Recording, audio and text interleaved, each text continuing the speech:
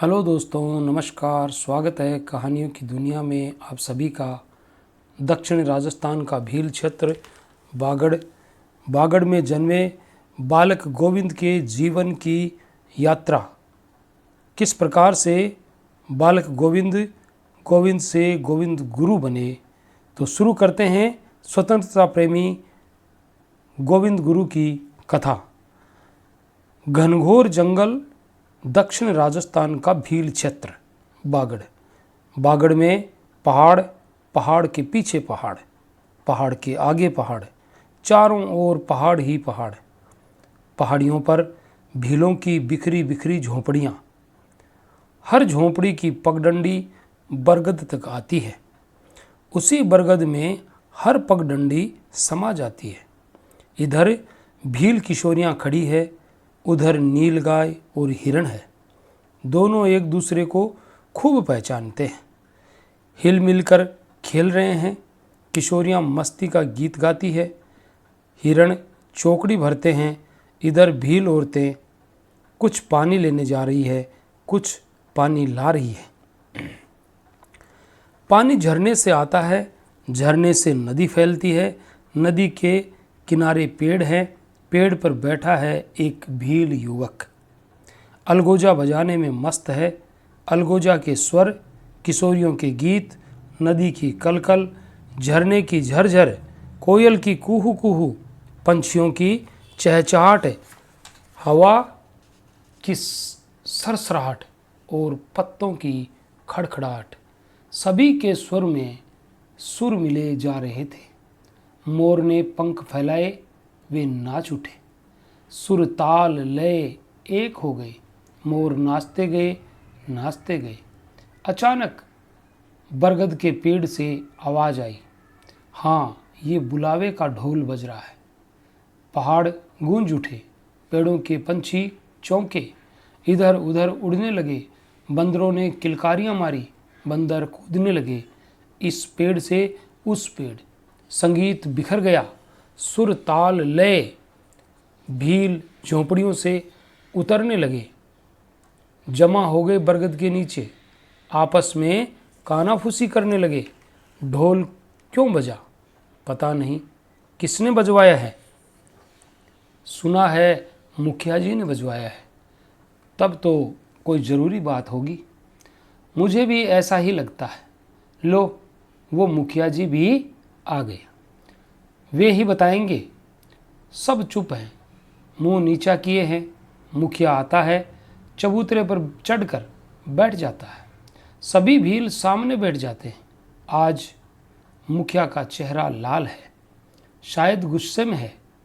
वह बोलना शुरू करता है, तुम्हें पता भी है तुम्हारे बच्चे आजकल कहाँ जाते हैं, दिन भर क्या करते हैं? एक भील हाथ जोड़कर बोला, मुखिया जी, हमें तो बस इतना पता है, पास वाले गांव बांसिया में जो बंजारा है उसी का लड़का गोविंदा है।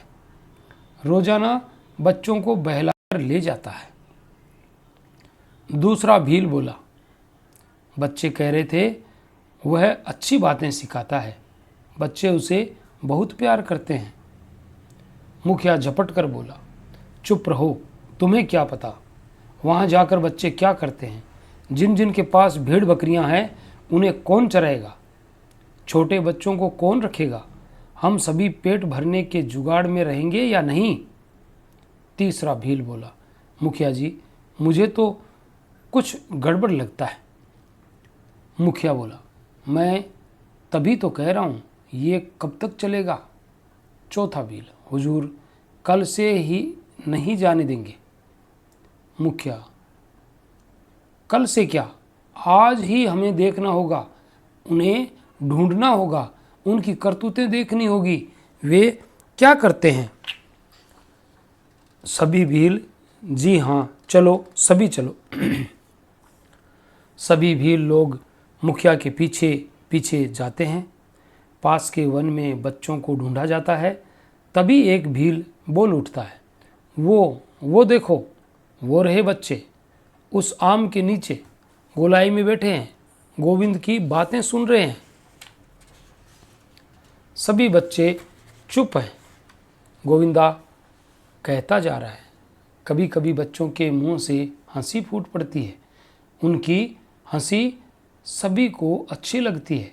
कभी बच्चे खड़े होकर खेलने लग जाते हैं, कभी कसरत करते हैं, कभी दौड़ते हैं, फिर बैठ जाते हैं।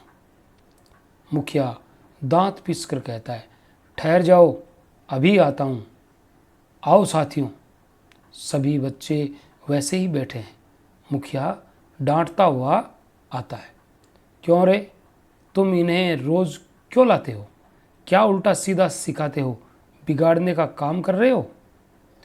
गोविंदा मुस्कुराता है, हाथ जोड़कर खड़ा हो जाता है, कहता है, मुखिया काका, मैं बच्चों को बिगाड़ नहीं रहा, अच्छी अच्छी बातें सिखा रहा हूँ, उन्हें पढ़ना भी सिखाता हूँ। हम सब मिलकर खेलते हैं और खेल खेल में सीखते भी हैं। मुखिया बोला, तुम्हें कौन सी पढ़ाई आती है जो इन बच्चों को सिखाते हो? गोविंदा, मुखिया काका, मैं पुजारी जी से पढ़ना सीखता हूँ। मैं बंजारों के बीच कुछ सीखता ही रहता हूँ, अपने साथियों को भी सिखाता हूँ। हमने तो एक बात और सोच रखी है, थोड़ा हम सीख लें, फिर थोड़ा आप भी हमारे साथ बैठें, आपकी अच्छी बातें हम सीखें, हमसे आप पढ़ना लिखना सीख लें। मुखिया बोला, छोटे मुंह बड़ी बात करता है, बड़ा आया हमें सिखाने वाला। दूध के दांत तो गिरे नहीं, हमसे बढ़ चढ़कर बातें करता है।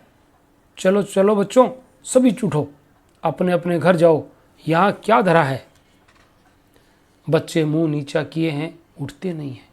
गोविंदा फिर विनय से कहता है, मुखिया काका, हम बच्चों पर दया करो, मैं आपको विश्वास दिलाता हूँ, हम अभी कुछ सीख लें, फिर आपके बहुत काम आएंगे, आपके सहयोगी बन जाएंगे, रोजी रोटी में आपकी मदद करेंगे, खेती बाड़ी का काम देखेंगे।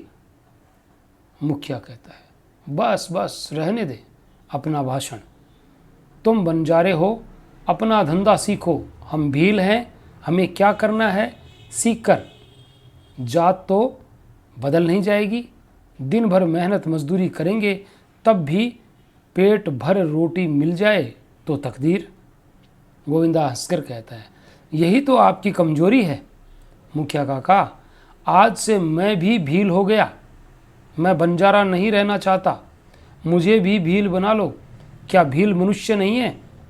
उन्हें जीने का अधिकार नहीं? वे अपनी ज़मीन नहीं रख सकते, वे कपड़े जूते भी नहीं पहन सकते। उन्होंने क्या गुनाह किया है? बैलों से भी काम लिया जाता है, पेट भरा जाता है, आपसे भी काम लिया जाता है और पेट भर दिया जाता है, तो कौन सी बड़ी बात है? पशुओं और मनुष्य में अंतर नहीं। मुखिया बोला, तुम्हें इतना बोलना किसने सिखा दिया? गोविंदा, मुखिया काका, आप थोड़ी देर हमारे साथ बैठिए, बताता हूँ, फिर सभी साथ साथ चलेंगे। आप लोग भी थक गए होंगे, थोड़ी सांस ले लें। मुखिया बैठता है, सभी भील भी बैठ जाते हैं। फिर मुखिया कहते हैं, गोविंदा, तुम अभी बच्चे हो, इसलिए मैं माफ़ कर देता हूँ, आगे से मेरे पास कोई शिकायत नहीं आनी चाहिए।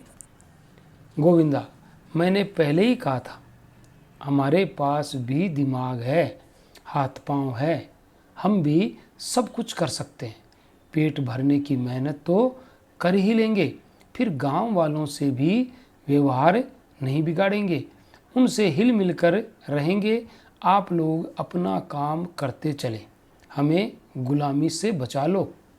मुखिया, अरे काम करने में कौन सी गुलामी है, जाएंगे तो कुछ खाकर ही आएंगे। गोविंदा कहता है, सेवा करना बुरी बात नहीं है, बुरी बात तो गुलामी है। एक तो पहले ही हम गुलाम हैं, फिर गुलामी में गुलामी। ये गुलामियों का सिलसिला समझना होगा, जिसे तोड़ना होगा। मुखिया कहता है, मैं समझा नहीं तुम्हारी बात, ये गुलामी का सिलसिला क्या है?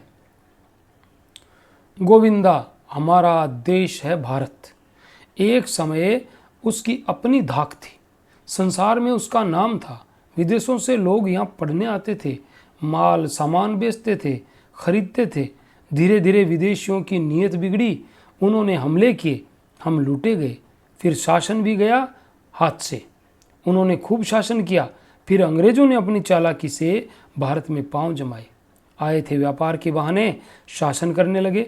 अब हमारे देश में जितने राजा हैं सब अंग्रेजों के गुलाम हैं। राजाओं के गुलाम ठाकुर लोग हैं और ठाकुरों के गुलाम जागीरदार हैं और जागीरदारों के गुलाम आप और फिर हम। मुखिया, तू तो बहुत होशियार हो गया रे, ये सब कहाँ से जाना? गोविंदा, मुखिया काका, शिकायत तो अभी भी नहीं आई होगी, हो सकता है घर के कामों में अड़चन आई हो, बड़े लोगों की चिलम भरनी होगी, पशु चराने हो, खेतों पर काम करना हो, तब हमारी याद आई होगी। हमें काम करने में शर्म थोड़ी है, शर्म तो एक बात की है। मुखिया, किस बात की? गोविंदा, हमारी मेहनत का क्या देते हैं वे हमें? पीढ़ियाँ खप गई, हमारे बाप दादा फंस गए उनके चुंगल में, ज़रूरत पड़ी ले आए रुपए पैसे, 2-5 रुपए उधार क्या हो गए, बस उसी का ब्याज है, पीढ़ी दर पीढ़ी सेवा कर रहे हैं उनकी। मुखिया जी कहते हैं, ये तो हमारी परंपरा है जो सदियों से चली आ रही है, इन्हें कौन मिटा सकता है? हम भी तो पेट लेकर जन्मे हैं, उसे भरना तो होगा। गोविंदा, मुखिया काका, पेट लेकर तो पशु भी जन्मे हैं, आप तो मनुष्य हैं, आपके पास दिमाग है, हाथ पैर हैं, जागीरदारों के पास भी तो यही है।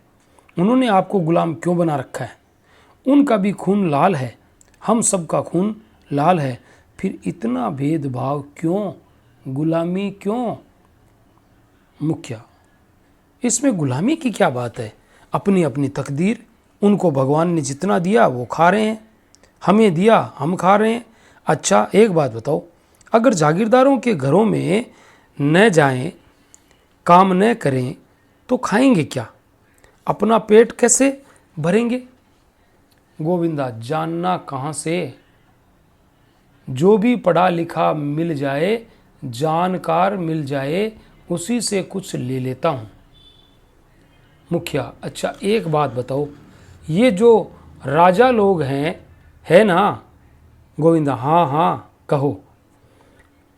मुखिया जी, ये तो तुमसे ज़्यादा पढ़े लिखे हैं।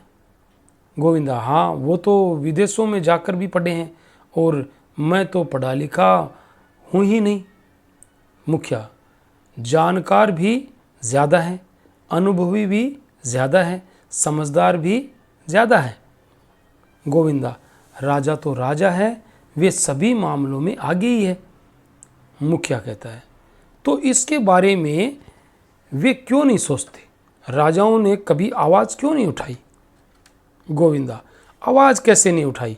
जो दमदार राजा थे वे आन बान वाले राजा थे, जो अपने देश को ही ऊंचा मानते थे, जो मौत से भी नहीं डरते थे, वे कुछ कर भी गए। मुखिया, एक भी राजा गिनाओ तो सही। गोविंदा, एक नहीं अनेक हैं। अच्छा एक बात बताओ, हमारे बाप दादा भी कभी लड़ाई में गए थे?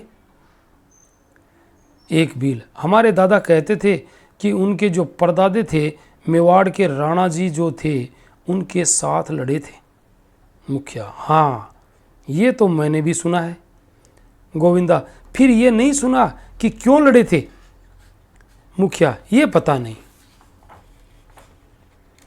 तो गोविंदा बोला, ऐसा हुआ था, सुनो।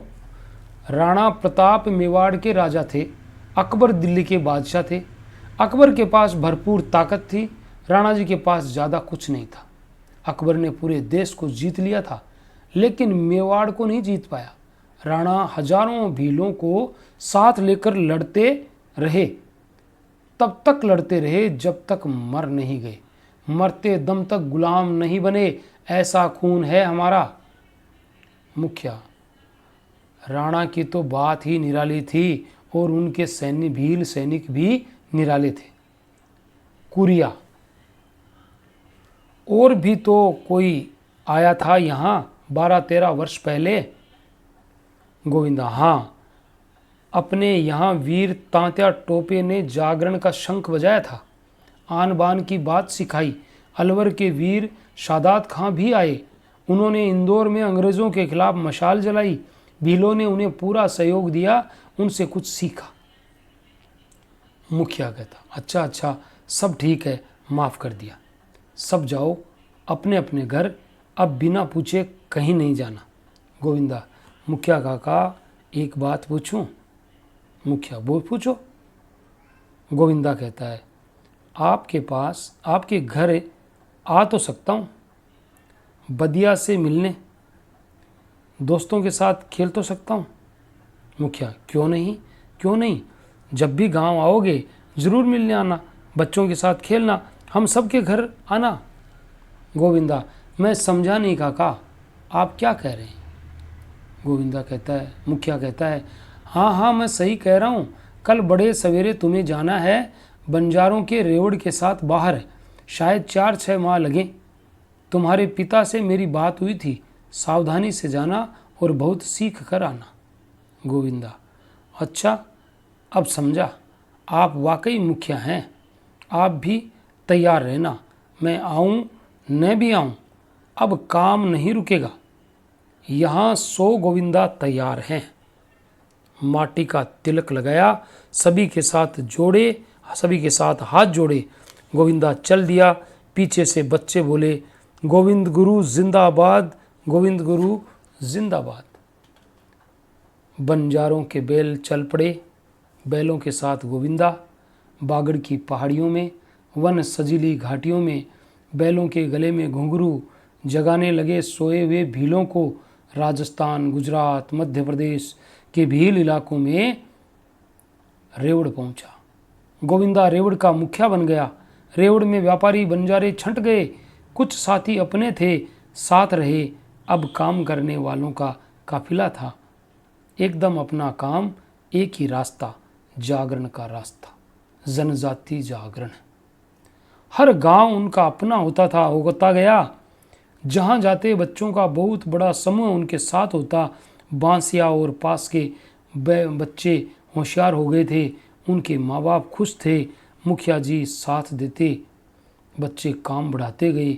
एक का नाम कुरिया भगत था। उसने सभी राज्यों के होशियार बच्चों को दोस्त बनाया। गोविंदा को गोविंद गुरु घोषित किया गया। फिर चल पड़े अपने पथ पर। बड़े होते गए, काम बढ़ता गया, रियासतों को खटका पैदा होता गया। गोविंदा को सब गुरु कहने लगे। 20 साल की आयु थी, साधु होने का खतरा था। माँ बाप संभले, गोविंदा मना लिया गया और उसकी शादी हो गई। सन 1880 की बात है। स्वामी दयानंद उन दिनों उदयपुर थे। उन्हें गोविंदा के कामों का पता चला। उन्होंने उसे बुलाया। गोविंदा के माँ बाप ने जाने की अनुमति दे दी। साधु होने का खतरा टाल दिया। गोविंदा पत्नी को साथ ले गए। सभी गांवों का काम बराबर चल रहा था। सभी साथी जवान हो चले थे। गोविंद का प्रभाव फैल रहा था। गोविंदा उदयपुर पहुंचे। उदयपुर में स्वामी जी से परिचय हुआ। स्वामी जी की बात गोविंद समझने लगा। स्वामी जी ने भी भीलों की दशा देखी, समाज के रिवाज देखे, उनकी बुरी हालत देखी, उन पर हो रहे अन्याय और अपमान को देखा, उनकी रूढ़ियां देखी, सामंती जुल्म देखे, उन्हें परखा और समझा। इधर गोविंद का उत्साह देखा। भीलों में उसका बड़ा असर था। हजारों लोग गोविंद के दीवाने थे। उनका नाम काम देखा, उनका सपना इरादा देखा, भीलों के लिए उनका प्यार देखा, दर्द देखा, चिंता देखी, आंसू देखे, त्याग देखा, उन्हें परखा, उन्हें समझा। गोविंद और उसकी पत्नी को समझाया, कुछ और पढ़ाया, लिखाया। लगभग 2 वर्ष गोविंद उदयपुर में रहे, साथ पत्नी भी रही। दोनों ने सीखा, समझा। स्वामी जी से उन्हें प्यार मिला, जानकारी मिली, जागरण का नाद मिला, राजनीति की समझ मिली, समाज सुधार के मंत्र मिले, मुसीबतों के हल मिले और देश की पुकार मिली, आशीर्वाद मिला। गोविंद पत्नी लेकर बागड़ आए। स्वामी जी की सीख लाई। गांव गांव गए, बिलों में उत्साह बढ़ गया, सामंतों के कान खड़े हो गए। पहला आसन सुराता गांव, बड़ी सभा हुई, संप सभा का गठन हुआ, झंडा फहराया गया। सफ़ेद झंडा, एकता का झंडा, सफाई का झंडा, आज़ादी का झंडा, शांति का झंडा। संप सभा के सदस्यों को भगत कहा गया। भगत बनने के नियम थे, देश को सबसे ऊंचा मानना, किसी तरह का नशा नहीं करना, चोरी नहीं करना, झूठ नहीं बोलना, भीख नहीं मांगना, बंधुआ मजदूरी न करना, हरा पेड़ नहीं काटना, अपने पाँवों पर खड़ा होना, बेगार नहीं को देना, देसी कपड़े पहनना, लालच नहीं करना, जाति पाति का भेद नहीं रखना, सब धर्मों को एक मानना, अपने फैसले अपनी पंचायत में करना, पानी छान कर पीना, ठंडा नहीं खाना, सूरज से पहले उठना, रोज दातून करना, सोच के बाद 3 बार मिट्टी से हाथ धोना, रोज नहाना, कपड़े साफ पहनना, खाना पीना ढककर करना, घर को लिपा पूता साफ रखना, बच्चों को पढ़ाना, सादा भोजन करना, विनम्रता रखना, गाली गलोच न करना, किसी का दिल न दुखाना, दीन दुखियों की सेवा करना, अंग्रेजों का साथ देने वालों से बात न करना, विधवा विवाह को बढ़ावा देना, बाल विवाह नहीं करना, टोने टोटके नहीं करना, छुआछूत नहीं करना, अनमेल विवाह रोकना, मृत्यु भोज न खाना न करना, दहेज न देना न लेना, कन्या नहीं बेचना, दूसरे का हक नहीं छीनना, पराई औरत को माँ बहन बेटी की तरह मानना, माँ बाप की सेवा करना, देश की खातिर जान भी देने को तैयार रहना। ये थे भगत बनने के नियम। जिनको नियम मंजूर होते वे भगत बनते। आगे की कार्रवाई के लिए पहली सभा में ही 1 लाख भगत बने। गांव गांव की पंचायतें बनी, महिला मंडल बने, सरपंच बने, अलग अलग भगतों को काम बांटे गए, अधिकार दिए गए, सफ़ेद झंडे का निशान दिया गया। गोविंद अब लाखों भगतों का गुरु हो गया। अपनी बात कही, योजना बताई, उन्हें काम दिया और सबको विदा कर दिया। ये लाखों भगत वापस गए गाँव में और फैलते गए। कई जात के लोग भगत बने, कई ठाकुर सेठ भी भगत बने। इतना बड़ा बदलाव, राजा लोग भी चकरा गए, अंग्रेज खुफिया जागे, रियासतें घबराई, शराब की बिक्री एकदम घट गई, गांजा भांग तंबाकू अफीम की आय बहुत कम हो गई, रियासतें विरोधी हुई। 10-20 बरस और बीते। दक्षिण राजस्थान, मालवा और गुजरात का भील इलाका गोविंदमय हो गया। गांव गांव में अलख जगी, संप सभा चमकने लगी, भील खुश थे। भगत को सामाजिक सम्मान मिलने लगा क्योंकि उनमें नैतिकता थी, वे सदाचारी थे, उनमें विनय भाव था। भक्तों की संख्या 5 लाख हो गई। समाज सुधार रंग लाया, भील बदलने लगे, लोग अपने धंधे करने लगे, अपने पांव पर खड़े हुए। महिला विकास का काम हुआ, बच्चे पढ़ना लिखना सीखने लगे, माली हालत सुधरने लगी, बीमारियां कम हुई, आचार विचार सुधरे, भील बातचीत का ढंग सीखने लगे, सेवा की भावना ने लोगों का दिल जीत लिया। जंगल कटना कम हुआ, पशुओं की हालत सुधरी, चोरियां रुकी, गोविंद खुश थे, उनकी मेहनत कुछ रंग लाई है। विधि का विधान ही अलग है। एक धक्का लगा, पूरे भील इलाके में अकाल पड़ा। 1899 का भयंकर अकाल, सूखा ही सूखा, अभाव बढ़ते गए, बीमारियां आई, सब तरफ भूख बढ़ने लगी, अनाज घटने लगा, धरती फटने लगी, सूरज आग का गोला बना, हरियाली मर गई, पेड़ सूख गए, तालाब सूख गए, नदियां सूख गई, कुएं बावड़ियां पोखर सब खाली, पानी की प्यास जगी, पानी का मिलना कठिन हो गया। अकाल ने मुंह फाड़ा, शासन चुप था, बनिए धन बटोरने लगे, सूदखोर खुलकर आए, अनाज महंगा हुआ, पशु मरने लगे, चारा था नहीं, बीमारियां और बढ़ी, बच्चे मरने लगे, नजरें फटने लगी, अधमरे मरे पशु, हड्डियां ही हड्डियां, चीलों का मेला, कौवों की भीड़, गिद्धों की महफिल, कुत्तों की मजलिस, शमशान जागे, हैवान जागे, लोग जानवरों को मारकर खाने लगे, जब तक जानवर मिले खाते गए, जीते गए। अब भूखी नज़रों का भरोसा मिटा, आदमी आदमी को तरसने लगा। दिन कटने मुश्किल हो गए, सुबह से शाम लंबी हो गई, हजारों लोग मर गए। इन हालात में भगत काम आए। भक्तों ने शिविर लगाए, अनाज जमा किया, रोटियां बांटी। खुद भगत भी भूखे थे, आधी खाई आधी बांटी। गोविंद गुरु का प्रभाव काम आया। जमाखोरों ने गोदाम खोले, अनाज मुफ्त बराबर बराबर बंटा। पशुओं की सेवा की, पशुओं को चारा दिया, हिंसा को रोका। बच्चों के आंसू पोंछे, माता बहनों की लाज बचाई। हर भगत का ये दैनिक काम था। अकाल से मरते को सहारा दिया, गांवों में श्रमदान हुए, हड्डियों के ढेर दूर किए, सड़ी लाशों को गांव से दूर फेंका, गांवों की सफाई की, लोगों को ढाढ़स दिया, नंगे को लंगोटी दी, बीमारों की मदद की, उनका इलाज कराया, मरने वालों को घाट पहुंचाया, दुखी परिवारों को सहलाया, उनके दुख के भागीदार बने, बड़े बूढ़ों की सेवा की, अंधे की लाठी बने। अकाल बढ़ता गया, पता नहीं किसका क्या खोया। कितने ही बच्चे असहाय हो गए, कई माँ बाप बेसहारा हो गए। किसी बहन की राखी छिन गई, कोई भाई राखी को तरसा, माता रोते रोते बच्चे को छोड़ गई।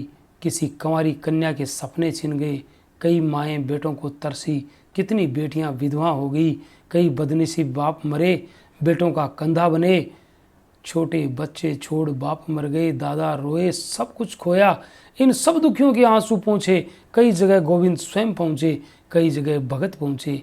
गांव गांव में ये सहायता यज्ञ चले, जिनको जैसी मदद की जरूरत थी दी। जिनके पशु मर रहे थे चारा पहुँचाया, प्यासों को पानी पिलाया, जगह जगह प्याऊ खोले, जरूरी जड़ी बूटियों को पानी पिलाया, जिंदा रखा। मगर खुद गोविंद की घरवाली मर गई, उसके बेटे गए, फिर भी गोविंद ने अपना दुख किसी को नहीं दिखाया। जब ऐसी घड़ियां थी तब वे लोगों के मददगार बने। दुखी मन गदगद हो दुआएं देने लगे, गोविंद गुरु की जय जयकार करने लगे, गोविंद गुरु को सतगुरु मानने लगे, उनको सम्मान दिया, संत सभा को आदर मिला, सदस्य बढ़े। इधर रियासतों को जलन हुई, इन्होंने भी कुछ राहत के काम खोले। रियासतों ने संत सभा की सराहना की, सराहना देने के लिए हाथ बढ़ाए, सहायता देने के लिए हाथ बढ़ाए। गोविंद ने शर्त रख दी, अंग्रेजों से नाता तोड़ो, फिर हमसे नाता जोड़ो। रियासतें वापस नाराज हो गई, जनता संत सभा के साथ रही। अकाल से सैकड़ों भगत भी मरे, उनके अपनों को भी संभाला। फिर भी अकाल के बाद अति वर्षा, बाढ़ ही बाढ़, फिर परेशानियां, भारी नुकसान, खेत टूटे, कुएं बावड़ी पोखर फूटे, झोंपड़ियां नष्ट हो गई, बीमारियां फैली, फिर उसी तरह सहयोग हमदर्दी। अकाल और बाढ़, 3-4 वर्ष का समय। गोविंद द्वारा मानव सेवा, 5 लाख गरीब भील भगत, जिनके पास पहनने को एक लंगोटी, ओढ़ने को पछेड़ी, सहारे की लकड़ी, एक लोटा, छोटी सी झोंपड़ी, झोंपड़ी में पसीने की चक्की, पीसने की चक्की और 3 फटी मगर साफ गुदड़ियाँ, एक मटकी, चूल्हा, तवा, चकला, बेलन, थाली और कटोरी, बाकी सारे मिट्टी के भांडे। ये उनकी संपत्ति थी, मगर वे संतोष के धनी थे, गरीब थे फिर भी दानी थे। भीलों के अलावा भी भगत, सैकड़ों हजारों भगत, कोई मध्यम भगत, कोई गरीब भगत, कोई धनवान भगत, कोई दरबार भगत, ये सभी भगत जैसा गुरु चाहते वैसा करते। गोविंद के पास अब शक्ति थी, भक्ति थी, त्याग था, बलिदान था, आवाज थी, सत्याचार, सदाचार और संयम था, चुनौती थी। सभी जगह सफेद झंडे चमकने लगे थे। गोविंद ने अपनी जन्मभूमि बांसिया में दूसरा सम्मेलन बुलाया, उसे छाणी मगरी कहते हैं। यहाँ अपने कामों को तोला, भक्तों से मिले, सरपंचों का सम्मेलन, पंचों का मेला। जिनके काम बहुत अच्छे थे उन पंचों को, उन 5 को आसन मिले और 9 को निशान झंडे मिले, ये उनका सम्मान था। दूसरों को शाबाशी दी। कलजी भगत, मेमा भगत, थानू भगत, लाला भगत और कुरिया भगत, इन्हें आसन दिए, प्रमुख भक्तों को सम्मान दिया। संत सभा में भजन होते, बैठकें होती, पुराने संतों की वाणी, कबीर, मावजी महाराज, भगत दुर्लभ जी, सुरमल दास, मीराबाई, गौरीबाई, नरसिंह मेहता, रामदेव जी, सब संतों की वाणी होती, साहित्य चर्चा होती। अब गोविंद तैयार हो गए। शंख फूंका, अन्याय अनाचार के खिलाफ, जनता को लूटने वालों के खिलाफ, भीलों को धोखा देने वालों के खिलाफ, भीलों का शोषण करने वालों के खिलाफ, उनके कामों में बाधा डालने वालों के खिलाफ, जंगलों की कटाई कराने वालों के खिलाफ, मुनाफाखोरों, नशाखोरों के खिलाफ, बेगार मांगने वालों के खिलाफ, ज़मीन हड़पने वालों के खिलाफ ये शंख फूंका गया था। अंग्रेजी हुकूमत के खिलाफ, अंग्रेजी हुकूमत के दरबारों के खिलाफ। गोविंद के लाखों भील भगत अब पूरी तरह एक थे। गोविंद जहाँ कहीं रहते वहीं से उनका मार्गदर्शन करते। समसभा एक भील आंदोलन हो गया। डूंगरपुर के राजा थे विजय सिंह, जो कई बार गोविंद से मिले थे, गोविंद के कामों की तारीफ भी कर चुके थे। अकाल के समय सत्ता को नीचा देखना पड़ा, अंग्रेजों का दबाव बढ़ा, समसभा के साथ सख्ती हुई। गोविंद को डूंगरपुर से बुलावा आया।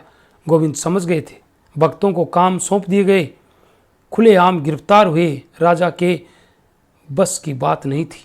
थोड़ी देर हुई, राजा ने दूसरे दूत भेजे और गोविंद ने कुरिया भगत को समझाया, कोई क्रोध में न आए, आवेश में न आए, किसी तरह की जल्दबाजी ठीक नहीं।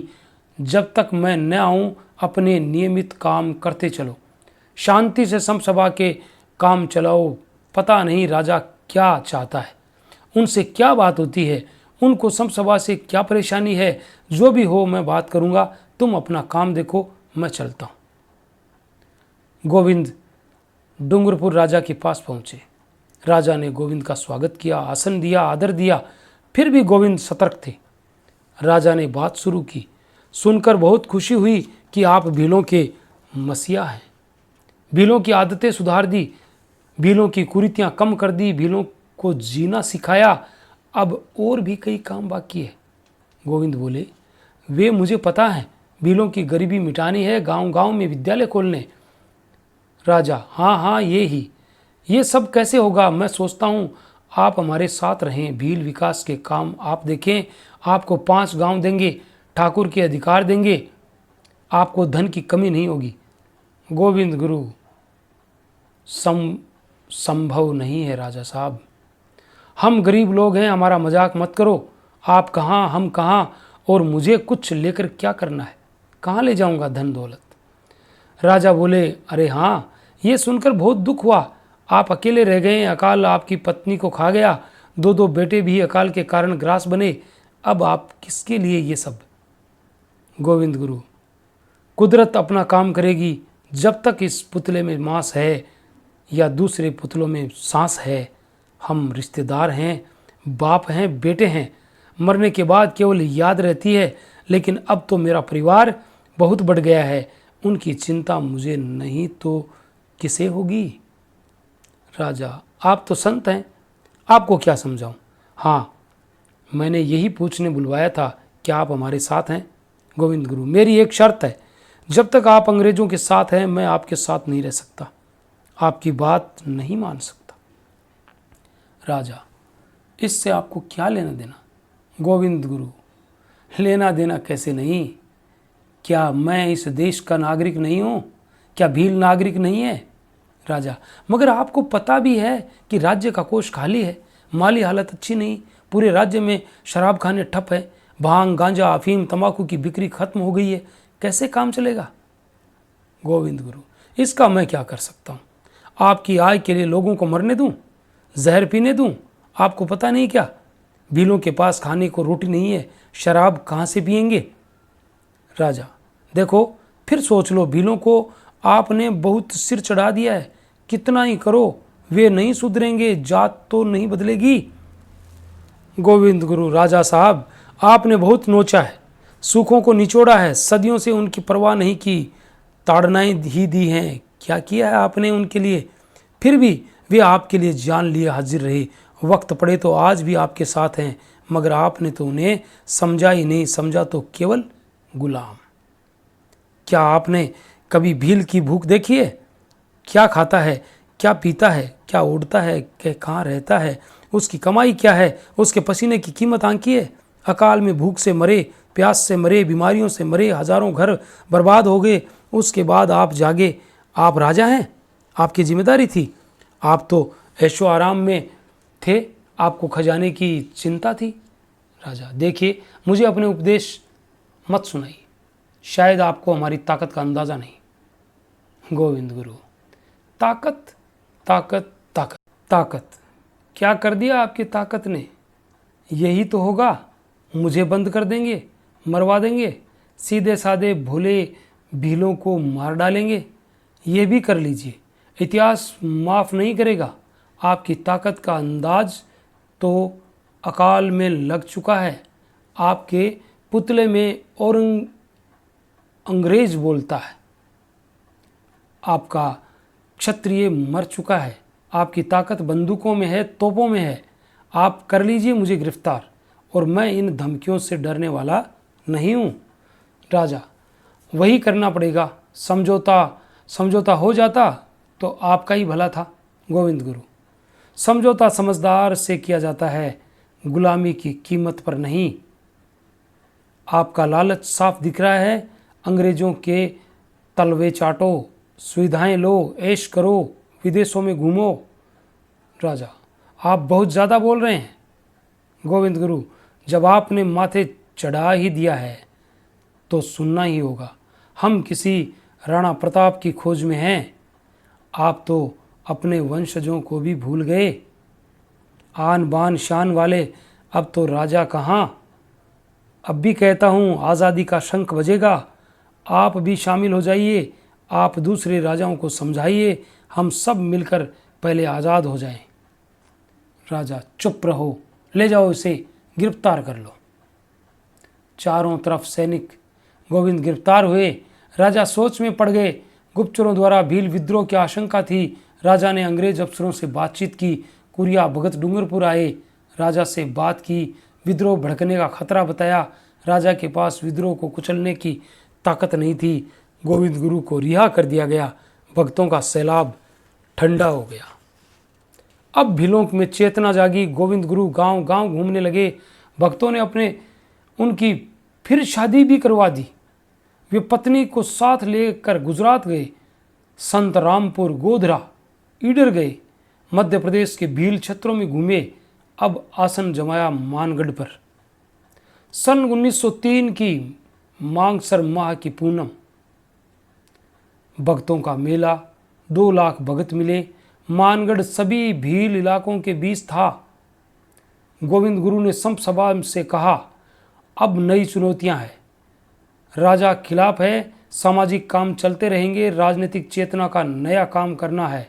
अंग्रेजों के खिलाफ आवाज़ तेज करनी है, समझदारी से काम लेना है। अब सच्ची परीक्षा है। ठाकुर परेशान करेंगे, झूठे आरोप लगाएंगे, तंग करेंगे, गिरफ्तार भी कर सकते हैं। सभी बातों का मुकाबला शांति से करना है। हर साल अब पूनम का मेला होगा, मानगढ़ पर ही होगा। कोई भगत संत सभा का नियम न तोड़े, अपना काम करते चलो। मेला बिखर गया। राजाओं को अंग्रेजों ने और हिदायतें दी। गोविंद गुरु पर आरोप लगाया, वह अलग से भील राज्य बना रहा है।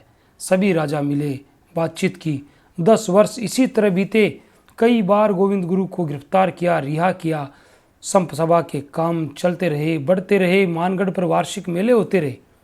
राजाओं ने मिलकर शिकायत की गोविंद गुरु के खिलाफ। इसमें संत रामपुर का राजा भी था।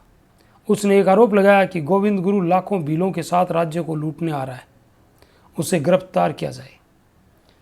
17 नवंबर 1913 का दिन था। मिंगसर पूनम का मेला था। लाखों भील भगत मिले। अंग्रेजों ने अहमदाबाद से बड़ौदा, गोधरा से फौजें बुलवाई। कर्नल शटन का आदेश था, मानगढ़ पहाड़ को घेर लिया जाए।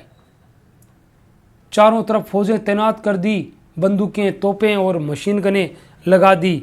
मानगढ़ मेले में संत सभा मिली। सरपंच अपने गांव के विकास बता रहे थे। संत सभा की समस्याओं का विचार किया। समाधानों पर भी विचार हुआ। भावी नीति तय की गई। संत रामपुर राजा का आरोप झूठा बताया गया, बदनाम करने का षड्यंत्र बताया। सभा के भजन गीत चल रहे थे सभा में और सूचना फैल गई, मेले को घेर लिया है। गोविंद गुरु ने संदेश दिया, संप सभा को दबाया जाएगा, पर वह दबेगी नहीं। इसके अपने नियम है, हम किसी का नुकसान नहीं करते, कोई गलत काम नहीं करते। गोविंद गुरु अपनी बात कह रहे थे, अचानक कर्नल सटन ने आदेश दिया, फायर। बंदूकें, तोपें, मशीन गनें चलना शुरू हो गई। भगत भीलों को भून दिया गया। 15-20 मिनट का तूफान, लाशें ही लाशें, कराहने और चिल्लाने की आवाज़ें, गोविंद गुरु की जय, संप सभा जिंदाबाद, भारत माता की जय। देखते देखते पहाड़ लाशों में से छा गया। शटन ने हमला रोकने का आदेश दिया। देखते ही देखते ये क्या हो गया। जो बचे थे वे इधर उधर भाग रहे थे, जिनको गोलियां लगी थी वे चिल्ला रहे थे। गोविंद गुरु के पांव में गोली लगी। विनाश लीला देखकर वे रो पड़े। गोली कांड में 1500 भगत मरे, हजारों घायल हुए। गोविंद गुरु को गिरफ्तार किया गया, उन्हें फांसी की सजा सुनाई गई। गोविंद गुरु ने भगत शहीदों को प्रणाम किया। 2 आंसू लुढ़क गए। सैनिक उन्हें बंदी बनाकर अहमदाबाद सेंट्रल जेल में ले गए। पुंजा, धीरजी, भगत भी बंदी हुए। उन्हें आजीवन कारावास मिला और कुरिया भगत को भी सजा हुई। संप सभा को धक्का लगा। अंग्रेज अधिकारी चतुर थे, विद्रोह फिर न भड़क उठे, ये सोचकर संप सभा को ढील दी। गोविंद गुरु की विनम्रता और अच्छे चाल चलन पर फांसी रोक दी गई। कारावास 10 वर्ष का रहा। राजस्थान में उनके आने पर रोक लगी। जेल से छूटकर वे जालोद गए। जालोद से कंबोई गए। खेती और भील सेवा, वही आसन लगाया। भील चेतना का काम किया। यही काम करते करते एक दिन इस संसार से विदा हो गए। ऐसे थे गोविंद गुरु गोविंद गिरी, जो कि भील समाज को और अपने क्षेत्र को आज़ादी दिलाने में, शिक्षा देने में उनका पूरा जीवन बीत गया। ये थी उनके जीवन की संपूर्ण यात्रा। अगर आपको अच्छी लगी है हमारी कथा, गोविंद गुरु की ये कथा, तो हमारे चैनल को एक लाइक कीजिए, सब्सक्राइब कीजिए और मिलते हैं कल किसी नई कहानी के साथ, नई कथा के साथ। तब तक के लिए all the best. Thanks for watching.